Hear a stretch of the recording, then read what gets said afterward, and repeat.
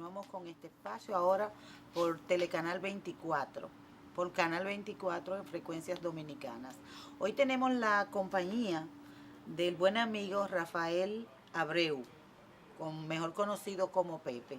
Con Pepe, que es el presidente de la Confederación Nacional de la Unidad Sindical CENUS, vamos a hablar de política un poco y también de lo que él sabe todavía más, que es de las relaciones entre los obreros y los patronos. Él es representante de los trabajadores. Buenos días, don Rafael Abreu, y buenos días, doctor José Gabriel Fernández.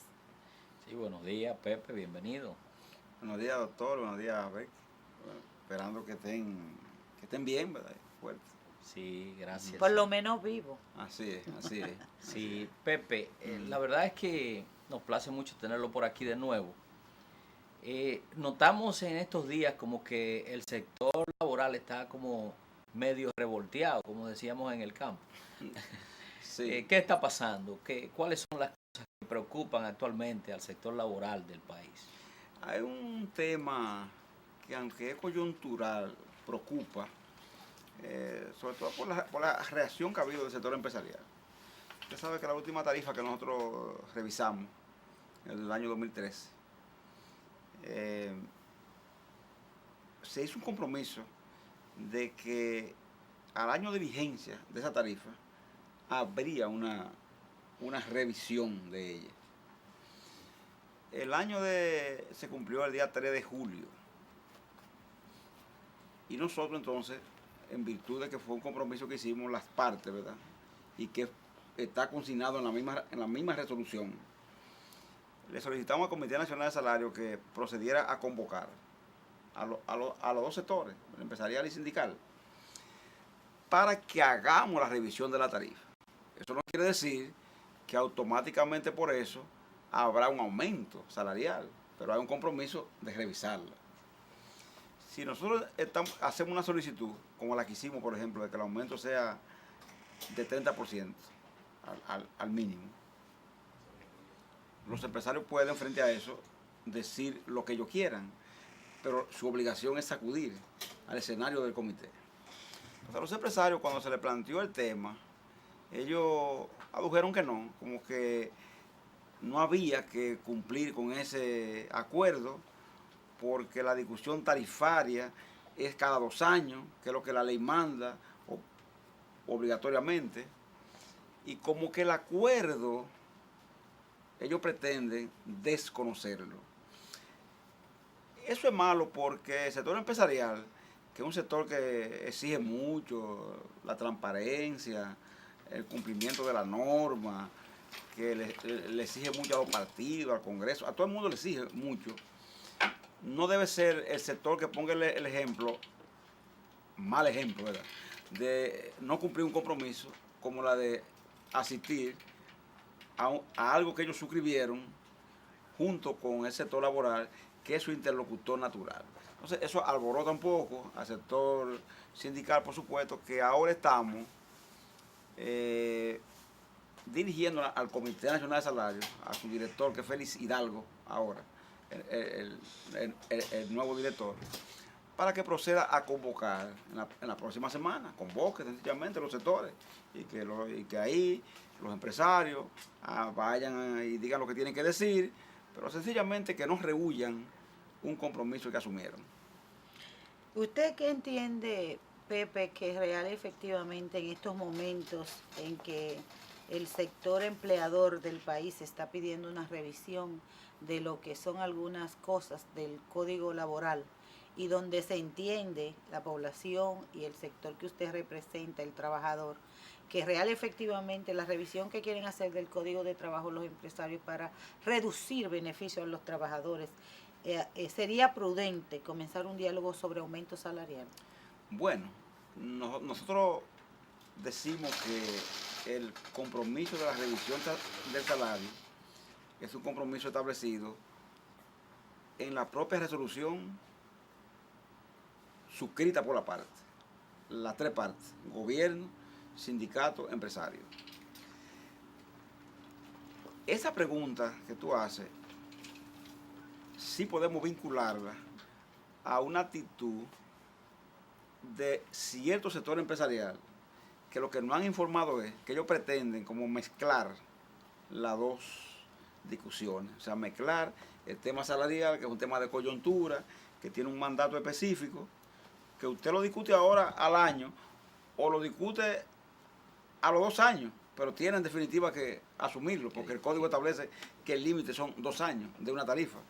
En el caso del código laboral, como todos sabemos, no tiene fecha de caducidad, ni mucho menos. Entonces, en ese sentido, ellos quieren mezclar una cosa con la otra, como pretendiendo ver que nosotros cedamos lo del código en aras de un aumento salarial. Entonces, ellos quieren como llevar la idea de que si nosotros le aseguráramos, ¿entiendes?, que nosotros en el código vamos a ceder en lo que ellos quieren, cesantía, derechos de las mujeres, de la juventud, horario, trabajo, etc. Ellos entonces estarían dispuestos a ceder en el aumento de salario. Y hay que decirlo, esas cosas son incomparables. Tú no puedes comparar el código con el tema del salario. El código es un tema estratégico de los trabajadores. El salario es algo muy coyuntural, que usted lo discute hoy, por ejemplo, aquí, un aumento de salario, usted discute 14%, como discutimos nosotros en el año 2003. Y al tiempo, la inflación otra vez absorbe ese salario que usted discute, y la gente hasta se olvida de que consiguió un aumento, porque la inflación se lo traga. En el caso del código no, el código es una protección del trabajador, ¿verdad?, que es permanente. Por eso nosotros, aunque ellos inciten en eso, no vamos a mezclar las dos discusiones. Hay que decirlo, ellos no lo dicen directamente en una mesa, no se lo dicen a uno de manera directa, pero todos los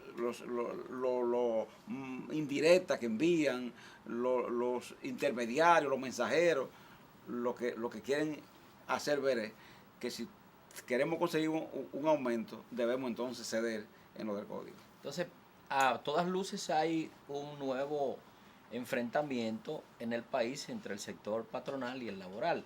Los patronos quieren que se revise la cesantía y ustedes quieren que se revise el salario. ¿Cuál está siendo la función de la entidad mediadora, que es el Estado, el Ministerio de Trabajo, en este sentido? ¿Ya se convocó al comité o está en vías de ello? ¿Cuál es la actitud que hasta ahora ustedes ven con relación a este tema? En el caso del Comité Nacional de Salarios, este es un organismo que, aunque está en el organigrama de la Secretaría de Trabajo, tiene independencia. O sea, puede convocar independientemente de cuál sea la actitud del ministro o de la ministra, ¿verdad?, en este caso. Lo que no ha dicho el director del comité es que él va a convocar. Que va a convocar en la próxima semana, porque los propios empresarios han dicho que ellos no han acudido porque no lo han convocado, dicen ellos. Dijeron ellos, declararon recientemente. Entonces, él, en respuesta a eso, lo que dijo fue, entonces yo voy a proceder a convocar en la próxima semana. O sea, que por ese lado, uno ve como que se va a encaminar un esfuerzo tendente a proceder a convocar. Claro, el otro tema también atañe al ministerio, porque se trata del Código Laboral. Lo que pasa es que en el caso del Código Laboral, no ha sido el ministerio que han estado manejando las relaciones con nosotros. Más bien, ni con nosotros ni con los empresarios. Más bien se ha estado manejando de la Secretaría de la Presidencia. Es la que ha estado directamente manejando ese tipo de discusión que es la referida al Código Laboral. El licenciado Montalvo. El licenciado Montalvo. Entonces, esa está todavía a nivel de espera. Lo que no ha dicho la presidencia es, vía Montalvo, que ellos ya tienen el informe completo que rindió la comisión que se designó por decreto, y que van a proceder en los próximos días a nombrar lo que sería un mediador o mediadora, para que sea el que intervenga entre las partes. De manera que una cosa y la otra tienen como escenario diferente, porque el escenario del comité es único para el salario, El escenario del Código Laboral va a tener un escenario mucho más amplio, porque será un escenario tripartito, incluso sin control directo de gobierno, porque cuando se busca un mediador, por ejemplo, se presume que el mediador es diríamos nosotros, independiente de los tres sectores que están en la discusión. Correcto. Pepe, ¿y a qué aspira el sector laboral en ambas discusiones?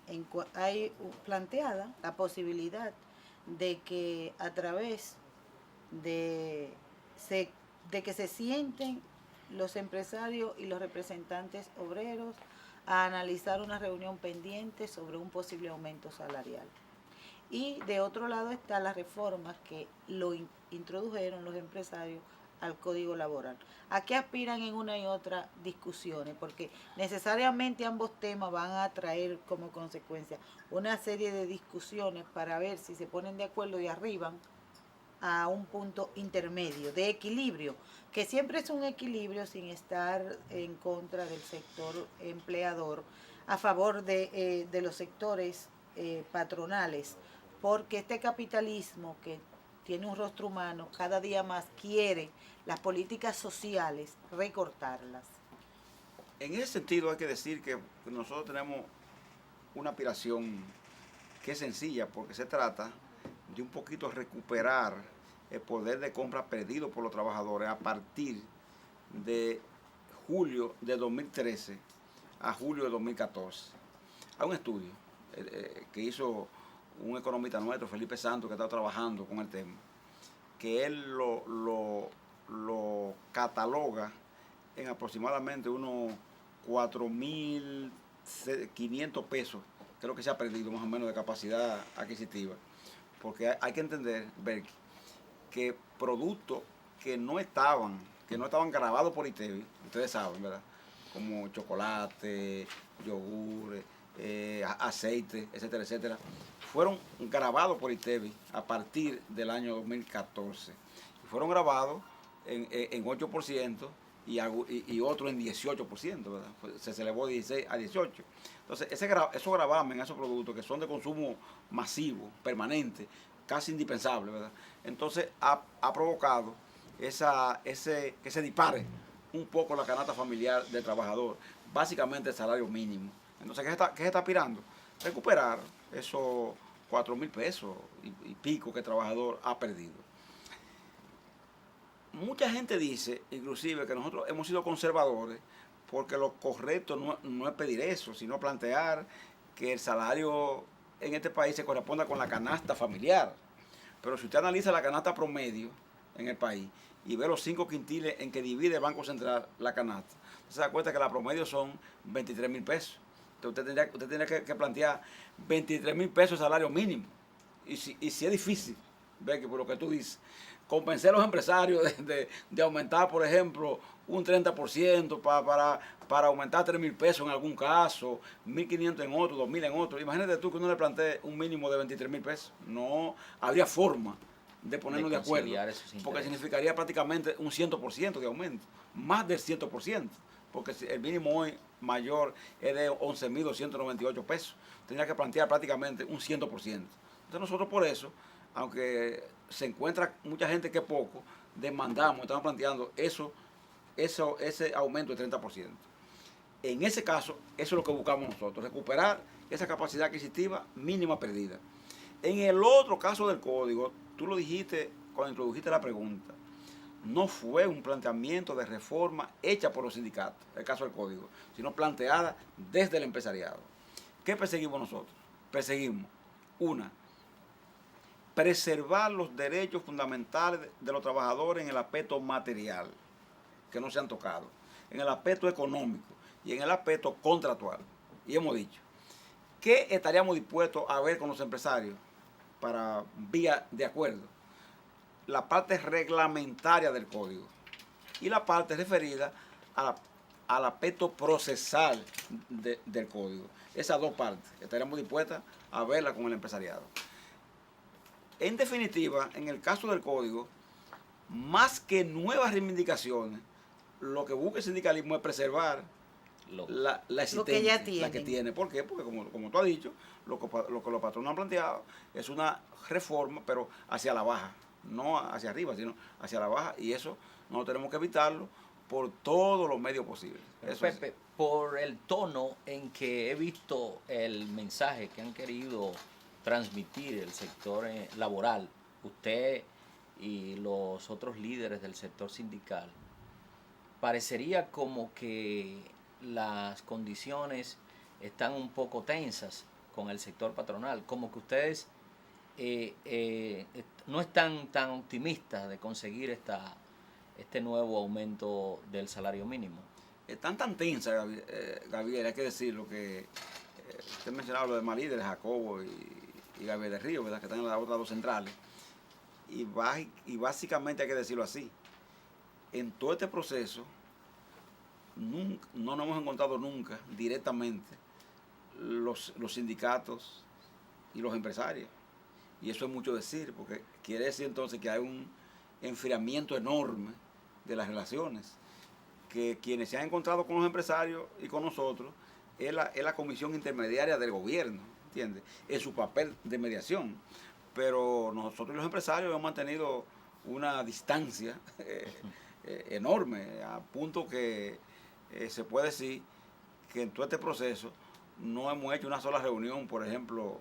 Hay una guerra fría. De las dos partes, hay una guerra fría, ¿verdad? Fría porque no se nota, ellos que no sale a la luz pública, así no se ve, pero como usted dice, ¿verdad? Usted capta, usted como buen político, comunicador, usted capta que algo que no todo anda bien, porque si hubiese sido otro momento, quizás ya hubiese habido reuniones bilaterales, ¿verdad?, entre nosotros y los empresarios para un tema que ellos proponen y que nosotros rechazamos. Bilaterales no, pero por lo menos conjuntas. Pero no la ha habido, no entienden lo que no la ha habido. Don Pepe, ¿hasta dónde pudiera el sector laboral, los representantes obreros, llegar en este diálogo, en estas conversaciones, en este proceso de negociación con el sector patronal? ¿Pudiéramos hablar que ustedes estarían dispuestos a hacer qué en caso de que ellos insistan en el recorte de los beneficios que en la actualidad consigna el Código Laboral? Ellos tienen un gran problema, es que ellos no...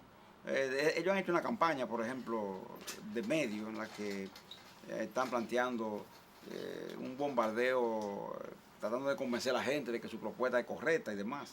Ellos han hecho eso, ¿verdad?, en los últimos tiempos, pero no han logrado avanzar. No han logrado avanzar ni siquiera en el propio seno de las mismas empresas, porque es que la acción de ellos lesiona, pero no lesiona solo al trabajador, por ejemplo, de abajo, que es operario o de limpieza, sino que golpea al gerente, a todo el golpea mundo, sí, a los mandos medios. Entonces eso hace que su campaña no pueda penetrar tanto, ¿entiendes? No llegue tan lejos. En el caso del gobierno, el presidente ha dicho, no internamente, sino públicamente le ha dicho: yo solo someteré al Congreso como propuesta, en el caso de la reforma al Código, lo que los sectores puedan consensuar, es lo que le ha dicho. Nada que sea divergente, o sea, que no aprueben los trabajadores, yo lo voy a someter al Congreso. ¿Qué quiere decir eso? Que si el movimiento sindical se mantiene como se ha mantenido hasta ahora, ¿verdad?, unido, sin fisura, firme en las posiciones, no es posible para el empresariado pasar una reforma de la categoría que ellos pretenden. Ellos tienen que situarse en otro nivel, porque de lo contrario no van a conseguir prácticamente nada. Bueno, Pepe, vamos a hacer un corte, vamos a unos comerciales y regresamos en esta conversación que sostenemos con el dirigente sindical Rafael Pepe Abreu. Amigos, continúen con nosotros que en breve regresamos.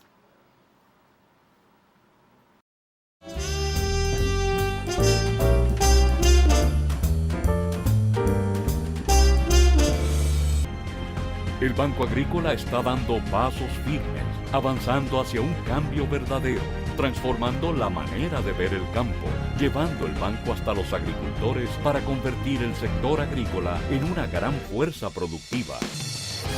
Con soporte, financiamiento y novedosos servicios.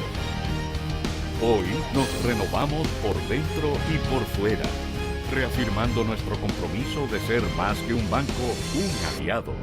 Bagrícola, ahora con nueva imagen.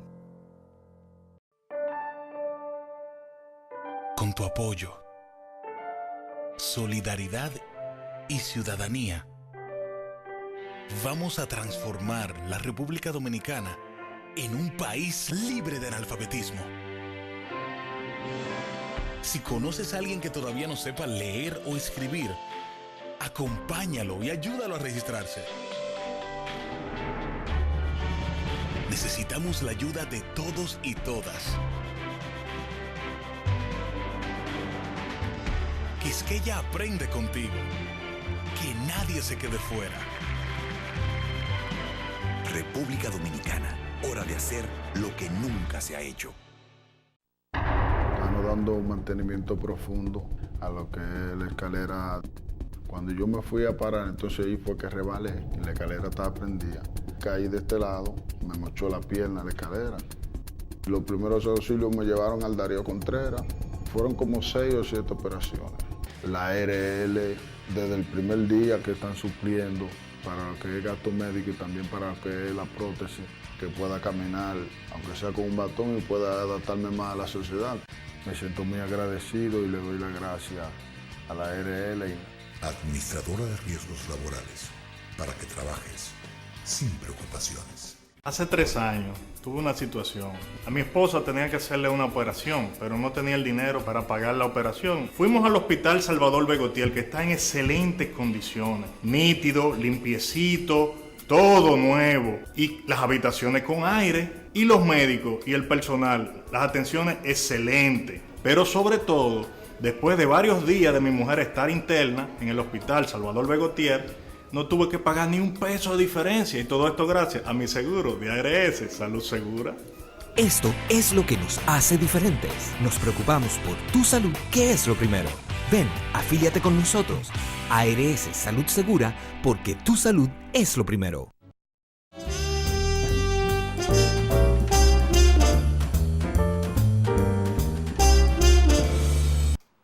De vuelta aquí con Rafael Abreu en esta conversación.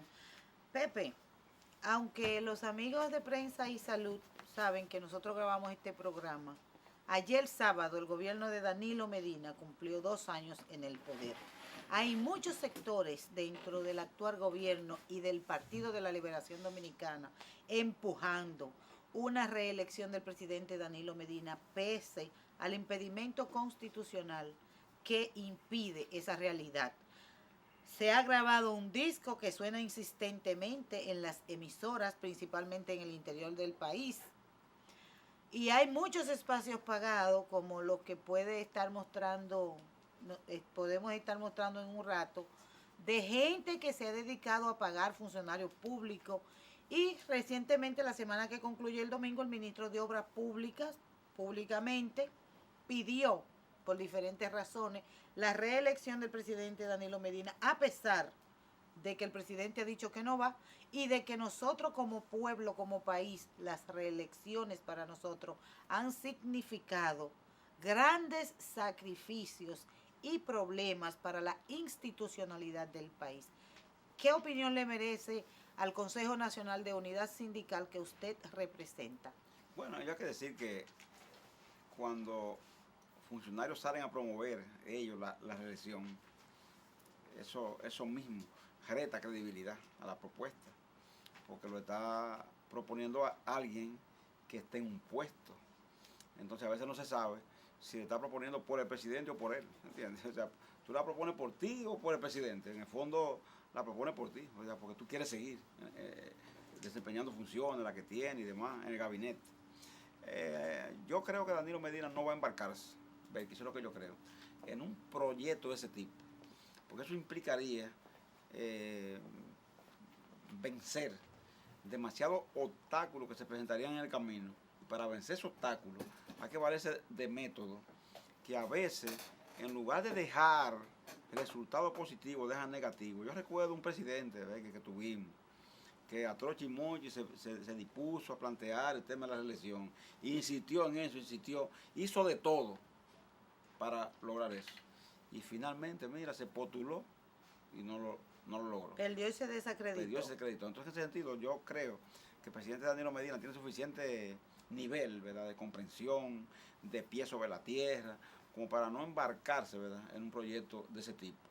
En resumen, yo le diría a los funcionarios que están en eso, que dejen esa actividad y que ayuden mejor a que el presidente haga un buen gobierno, como hasta ahora las encuestas mismas dicen y la gente mismo dice, muchísima gente inclusive que no es danilista, ni PLDista, ni mucho menos, le reconoce al presidente una actitud de pulcritud en compras y contrataciones públicas. El gobierno que preside está sentando precedentes. Y tratar de hacer la cosa bien, la mayoría. En el 4% de la educación. Claro, el programa de alfabetización, por ejemplo, es algo importantísimo. Ese tema de la barquita es trascendente, aunque no se crea. ¿Por qué? Porque usted está diciendo sanear esa parte, ese río.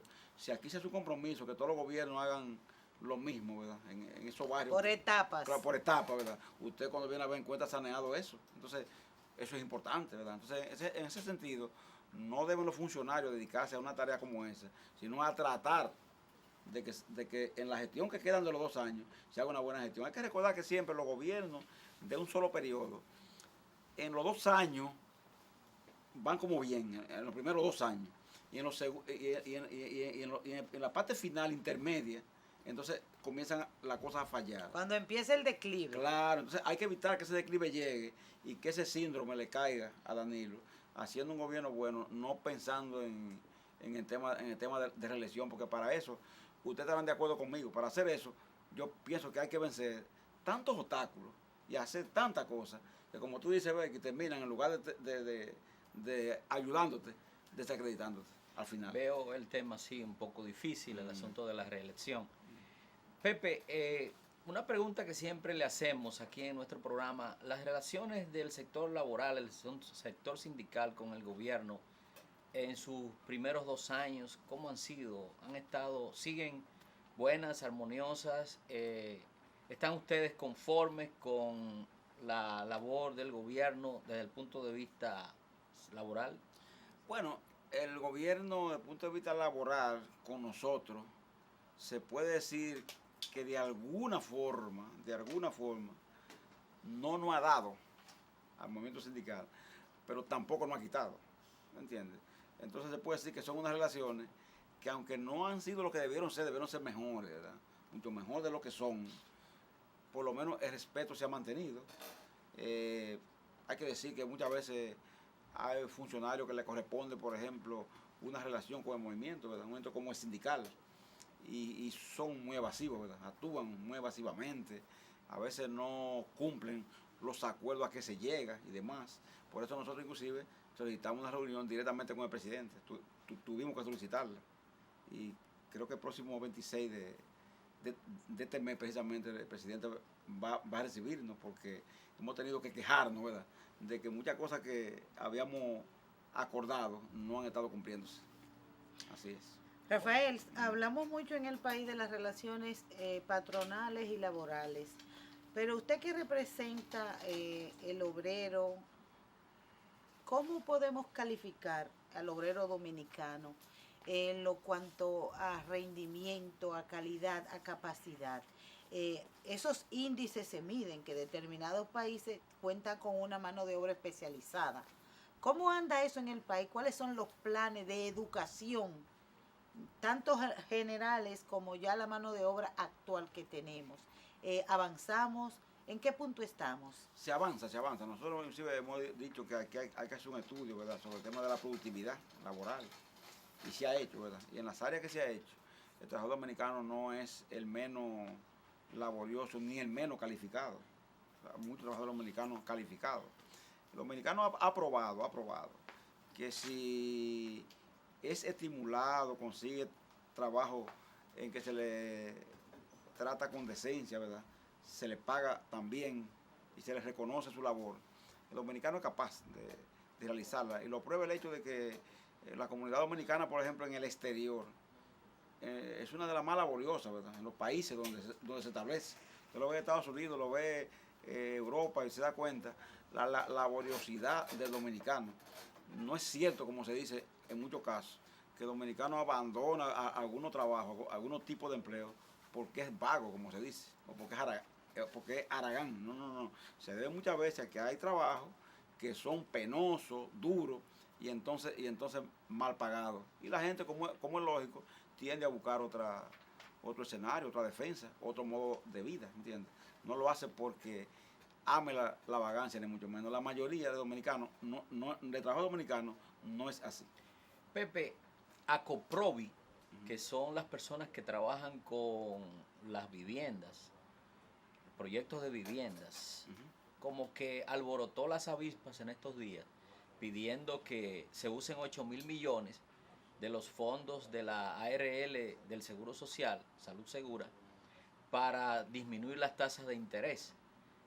Oímos una declaración del superintendente de salud, el licenciado Fernando Camaño, quejándose y diciendo de manera tajante que estaba en desacuerdo con esta medida y propuso otras formas como las que ya se habían enunciado y creo que ustedes habían estado de acuerdo con que esos fondos excedentarios de la ARL sean usados para la rehabilitación, reestructuración de la red hospitalaria del Seguro Social. ¿Cuál es su opinión y la del sector laboral en este tema? Es que nosotros tenemos en el Seguro Social una institución pionera en el tema de seguridad social. Aquí se comenzó a ver la seguridad social por la vía del seguro, era lo único que existía. Y el Seguro Social tiene experiencia acumulada como para todos estos sectores que quedan fuera, que han quedado fuera del sistema de seguridad social en este país, comenzando por los pensionados que están fuera de la asistencia de salud en la República Dominicana. Muchísimos sectores no registrados, no que son informales, no, es que no están registrados, pero son formales, que el seguro puede darle asistencia. Muchos trabajadores pobres que ganan mínimo y que no pueden acceder, por ejemplo, a los servicios privados, tienen el seguro como escenario. Entonces, el dinero que pueda tener la ARL debe destinarse precisamente a eso, porque el seguro es un consorcio y la ARL es parte de ese consorcio. Entonces debe destinarse a la rehabilitación de los hospitales y la mayoría de los sectores de la sociedad está de acuerdo con eso. Entonces, aborotar las avispas a Coprovi sin necesidad, porque ellos tienen muchísimo dinero en la AFP. En la administradora de fondos de pensiones hay más de 295.000 millones de pesos acumulados. Y una de los aspectos en la que se manda a invertir esos fondos es precisamente en vivienda, un 20%. Entonces, si ustedes tienen eso ahí, ese dinero ahí, que lo tiene la AFP, que lo tiene el sector privado, ¿por qué ustedes no proponen mejor, a la luz de la ley de fideicomiso y fiduciario que se aprobó en el Congreso, un método que le permita acceder a esos fondos para comenzar la construcción de vivienda dirigida a trabajadores? ¿Por qué pretender irse a los fondos de ARL? O sea, con razón provocaron la reacción del superintendente de salud, la reacción de mucha gente que dijo, pero ¿qué sentido tiene? O sea, que andan buscando con una propuesta de ese tipo, porque esos fondos precisamente son los que menos están destinados a hacer eso. Esos fondos se mantienen ahí precisamente porque hay cotización separada y la cotización para riesgos laborales está determinada cuál es el destino que tiene y dónde debe ir. Don Pepe, recientemente el Banco Central habló de que nuestra economía en este último trimestre había crecido, aunque poco, pero creció. Y concomitantemente las visitas sorpresa del presidente Danilo Medina, ya prácticamente conocidas los domingos, han inyectado a sectores empresariales pequeños y micros y pequeños empresarios unos 11.000 millones, aunque en realidad se han destinado solo 7.000. Se supone que eso ha ayudado a dinamizar la economía. Sin embargo, mucha gente dice en la calle que hay poco circulante, que no se siente. Desde el ámbito laboral, ¿cómo evalúan estas acciones? ¿Cuál es su impresión?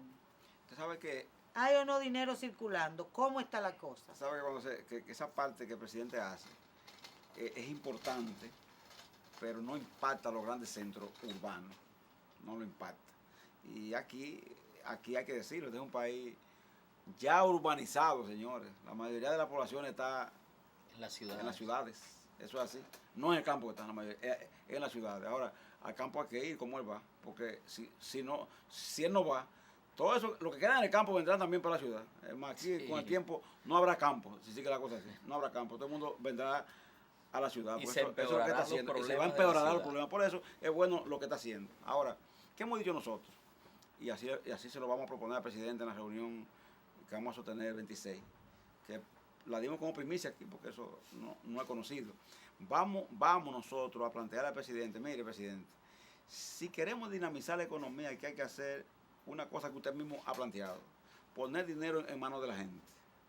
Sector privado, ajusta los salarios de tu gente en el sector privado, pero gobierno también en el presupuesto y ley de gasto público se va a discutir, póngale un aumento a los pensionados y los jubilados, para que aumente su capacidad de consumo y de compra.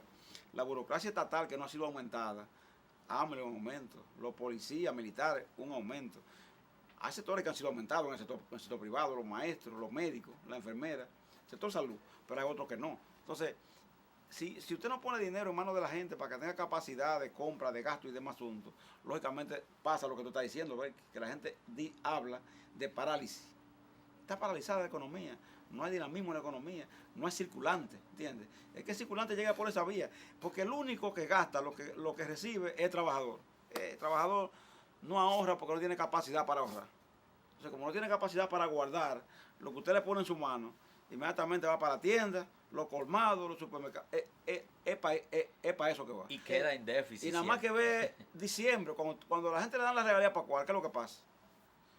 Está en la calle, gastando. Entonces, realmente en esa reunión que tienen pautada el sector laboral con el gobierno, le van a llevar una propuesta de que consigne en el presupuesto general de la Nación y ley de gastos públicos partida para incrementos salariales a nivel público de todos los empresarios, de todos los trabajadores.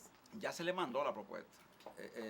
Con Gustavo Montalvo le mandamos la propuesta para que la vaya viendo. Socializando. Para cuando vayamos el 26, ojalá el presidente tenga ya una resolución. Es más, ojalá lo anuncie cuando Pepe, vaya a hablar en estos días. Y muy lo anuncie interesante. antes de eso, si es posible. Y muy interesante la propuesta de ustedes con relación a los pensionados. Yo creo que se decía en estos días, en un evento que nosotros participamos, que hay más pensionados en Hacienda, o sea, hay más personas que no están recibiendo pensiones, seguro, que no tienen seguro de salud pensionados que los que tienen.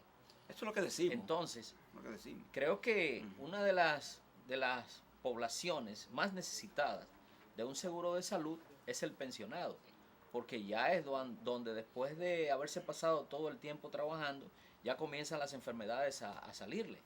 Entonces yo pienso que es un paso muy importante el que todos los pensionados tengan seguridad social, estén en una administradora de riesgo de salud, en el SENASA o en el SEGMA o en Salud Segura, que es donde les corresponde realmente. Y que pueden recibirlo, esa aseguradora, ¿entiendes? Que tiene la capacidad de darle la cobertura. Por ejemplo, el Seguro Social no le pone límite al tipo de atención, ni de consulta, ni mucho menos. Entonces, un pensionado que necesita mucho la asistencia médica, le conviene estar en una aseguradora así. Por ejemplo, yo digo usted ve el tema de los ingresos tardíos y de la devolución de dinero que se ha pedido. ¿Tú has visto eso, Becky? Que se despide, que se devuelva. Bueno, mucha gente dice que se le devuelva el dinero. Y nosotros estamos de acuerdo que se le devuelva, está bien. Pero decimos, ¿y la salud? ¿Quién se la asegura? Es decir, ok, Pepe Abreu tiene que yo cuánto ahí. Le devolvieron. Entonces hay que preguntarse, ¿Pepe Abreu tiene seguro?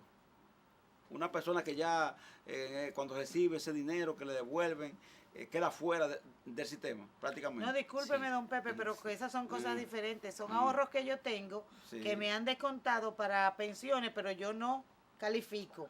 Pero el Estado, según la Constitución, tenga yo dinero o no tenga, trabaje o no trabaje, debe garantizar mi salud.